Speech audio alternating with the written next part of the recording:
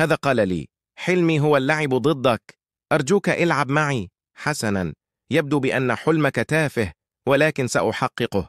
هذه تشكيلتي، وهذه هي تشكيلته. بداية المباراة، وأول فرصة لرونالدو الذي يعمل 1-2 مع صلاح ويسجل الهدف الأول. هنا تيكي تاكا عالمية من الأولاد، وتصل الكرة إلى فاسنيسيوس الذي ينطلق كالسهم نحو المرمى ليسجل الهدف الثاني. وهنا المديون يراوغ ويسدد، ودافيد ريان يتصدى. وهنا بيبي يعمل خطأ كارثي. ماذا سأفعل؟ ماذا سأفعل؟ استعمل قبضة البعبع.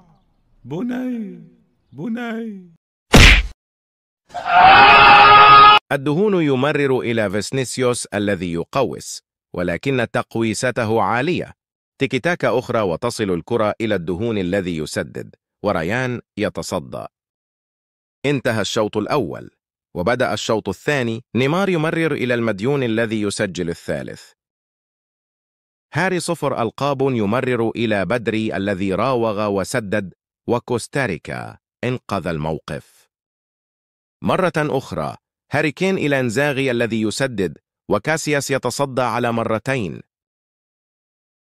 كوستاريكا الأبله يعطي هدية إلى إنزاغي الذي انفرد وانطلق، ومرر الكرة إلى هاري كين فقلص النتيجة. هاري كين أتعبني بانطلاقاته، فمرر إلى إنزاغي وسددها في القائم، وتلخبطت الأمور حتى وجدت الكرة. دخلت المرمى.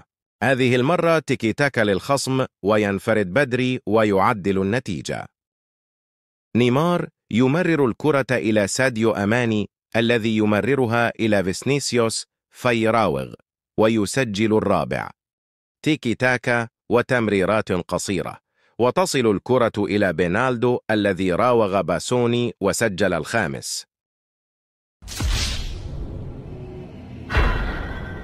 وتنتهي المباراة.